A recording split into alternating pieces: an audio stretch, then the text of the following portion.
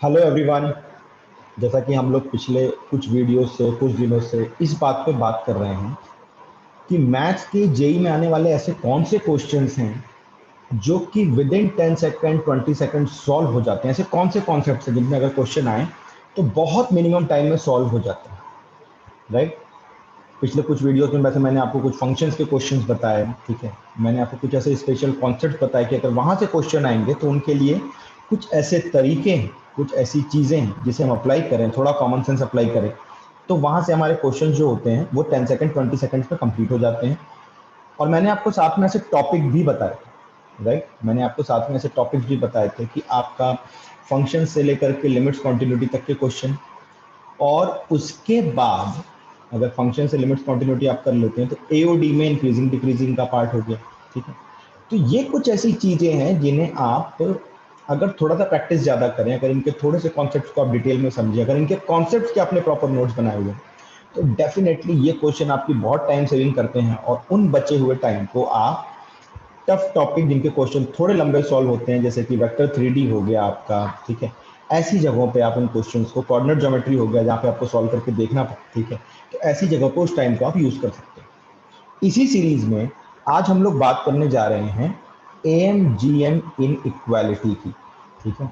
AMGM इन equality की, right.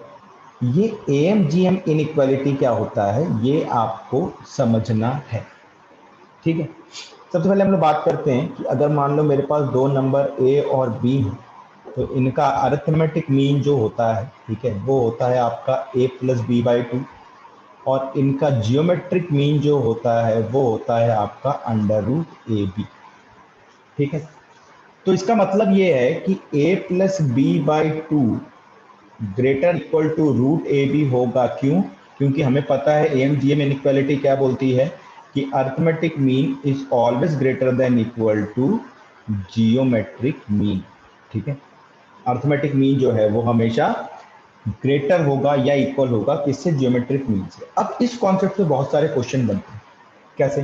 जैसे मान लो अगर मैं एक नंबर ले लूं, ए की जगह मैंने ले लिया एक्स और बी की जगह मैंने ले लिया 1/x, तो x plus 1/x by two greater than equal to under root X into 1/x। तो इसका मतलब ये हो जाएगा कि x plus 1/2 greater than equal to 2, या हम ये बोल सकते हैं कि x प्लस 1/x की जो मिनिमम वैल्यू होगी, राइट, x प्लस 1/x की जो मिनिमम वैल्यू होगी, ठीक है, minimum value of x plus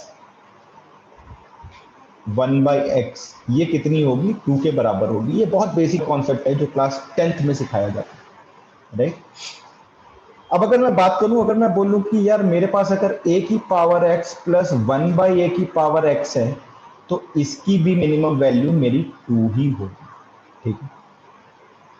अब अगर मेरे पास a की power x plus alpha by a की पावर x है तो इसकी मिनिमम वैल्यू क्या हो जाएगी?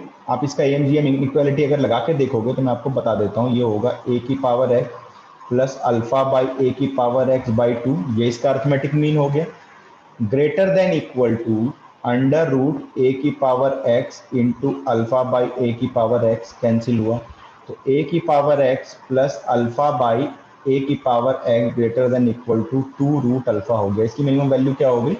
2 रूट अल्फा, ठीक है। ये मैं आपको फॉर्मेट्स बता रहा हूं, अगर ये आपको फॉर्मेट्स थोड़ा सा ध्यान रखेंगे, आप इसको थोड़ा सा दिमाग में रखेंगे तो इन क्वेश्चंस को आप with in fraction of second पे टिक मार के आ सकते हैं। जैसे कि अभी आपका 2021 के, ठीक है, 25 तारीख की सेकंड शिफ्ट में एक क्वेश्चन आया है कि a की पावर ax प्लस a की पावर 1 माइनस ax की मिनिमम वैल्यू क्या होगी, ठीक है। मिनिमम वैल्यू इस फंक्शन की क्या होगी, राइट।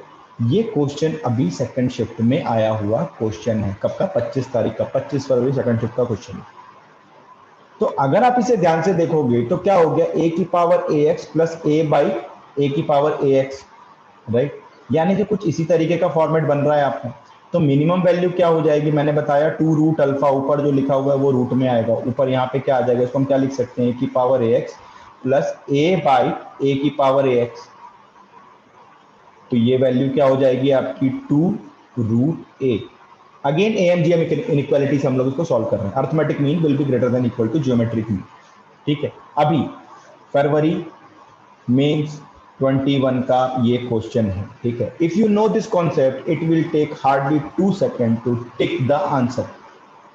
आपने पूरे 1.5 से 2 मिनट यहाँ पे बचा लिए, यानी किसी और क्वेश्चन में आप 3 से 4 मिनट का टाइम बड़े आराम से दे सकते हो। अगर आपने अपना 1 घंटा मैथ्स के लिए अलॉट किया है तो उस 1 घंटे में आपका किसी एक टॉपिक पे, स्पेशली कब कहाँ लगता है हमें ज्यादा time, coordinate geometry, vector 3D के कॉन्सेप्ट से। तो वहां जहां हमें ज्यादा टाइम लगना है, आपने वो टाइम कहां से चुरा लिया, यहां से चुरा लिया। ठीक है, बहुत सिंपल सा कॉन्सेप्ट है ये। AMGM इनइक्वालिटी के बेसिस पे ये क्वेश्चंस बन करके आ रहे हैं। अब जैसे इन्हीं AMGM इनइक्वालिटी को मैं थोड़ा सा इस डिस्कशन को हम लोग आगे लेकर के जाएं, तो अगर मैं आपको ये बोलूं कि मान लो जैसे हमने भी देख लिया कि यार x प्लस 1/x की ग्रेटर देन इक्वल टू 2, इसकी मिनिमम वैल्यू हमेशा 2 होगी, इसकी मिनिमम वैल्यू हमेशा 2 होगी। अब सपोज करो मैंने बोला कि यार x मेरा tan थीटा है, तो अब क्या हो गया कि tan theta plus cos theta की मिनिमम वैल्यू कितनी हो गई, ये भी ग्रेटर देन इक्वल टू 2 हो गया। तो tan theta plus cos theta की भी मिनिमम वैल्यू कितनी होती है आपकी, 2 होती है। tan theta plus cos theta की मिनिमम वैल्यू कितनी होगी, 2 होगी। और यहां से थोड़ा सा ग्राफ भी इंट्रोड्यूस हो जाएगा, पर मैं अभी उस पार्ट को नहीं इंट्रोड्यूस कर रहा हूं। ठीक है, हम लोग अभी बहुत छोटे डिस्कशन पे चल रहे हैं, सिर्फ हम लोग मिनिमम वैल्यू मैक्सिमम वैल्यू की बात कर रहे हैं। राइट, हम लोग मिनिमम वैल्यू मैक्सिमम वैल्यू की बात कर रहे हैं। सपोज करो अब tan theta plus cot theta की मिनिमम वैल्यू 2 निकल गई, तो अगर मैं स्क्वायरिंग करूं इसको, tan square theta plus cot square theta, आप इसको सॉल्व करके देख लेना, आइडेंटिटीज आपको बहुत अच्छे से पता है, इसकी मिनिमम वैल्यू भी 2 ही आएगी। आप tan cube theta plus cot cube theta निकाल करके देख लेना, इसकी मिनिमम वैल्यू भी आपको 2 मिलेगी। यानी कि मैं बोल सकता हूँ tan की power n theta plus cot की power n theta, minimum value कितनी मिलेगी आपको, 2 ही मिलेगी। राइट, 2 ही मिलेगी। इनफैक्ट मैं इस n और m को भी चेंज कर सकता हूँ, इन नंबर्स को भी मैं चेंज कर सकता हूँ, इनकी भी मिनिमम वैल्यूज आपको कितनी मिलेगी, 2 ही मिलेगी। ठीक है, कहां से हमें समझ में आ रहा है, ये AMGM इनइक्वालिटी से चेंज समझ में आ रहा है। और अगर मैं आपसे बोल दूं कि यार मेरी sec square theta plus cosec square theta की मिनिमम वैल्यू कितनी हो जाएगी, तो आप इसे 1 प्लस tan स्क्वायर थीटा लिख सकते हो, इसे 1 प्लस cot स्क्वायर थीटा लिख सकते हो, तो इसकी मिनिमम वैल्यू कितनी हो जाएगी, 4 हो जाएगी। देखो ये वो फंडामेंटल से मैथ्स में जो हमारी बहुत ज्यादा गलतियां होती हैं। ठीक है, हम अब क्लास 11 12 में प्रॉपर मैथ्स पढ़ रहे हैं। ठीक है, क्लास 10 तक जो हम लोग पढ़ते हैं वो क्या रहता है, हमारा एप्टीट्यूड एनहांसमेंट रहता है। लेकिन क्लास 11 12 से हम मैथ्स पढ़ रहे हैं, और मैथ्स के अंदर भी थ्योरीज है, मैथ्स के अंदर भी कॉन्सेप्ट्स है, मैथ्स के अंदर भी फंडामेंटल्स हैं। तो उन फंडामेंटल्स के नोट्स बनाने पड़ेंगे, उन्हें कंप्लीटली रिवाइज करना पड़ेगा, बार बार रिवाइज करना पड़ेगा। तो ये वही कॉन्सेप्ट है जिनको बार बार रिवाइज करके आपको अपने दिमाग में बैठाना पड़ेगा। राइट, अब जैसे मान लो मैंने आपसे क्वेश्चन पूछा कि यार मेरे पास ना P इंटू क्यू की वैल्यू मेरी लेट अस से 6 है। राइट, P इंटू क्यू की वैल्यू क्या है मेरी, 6 है।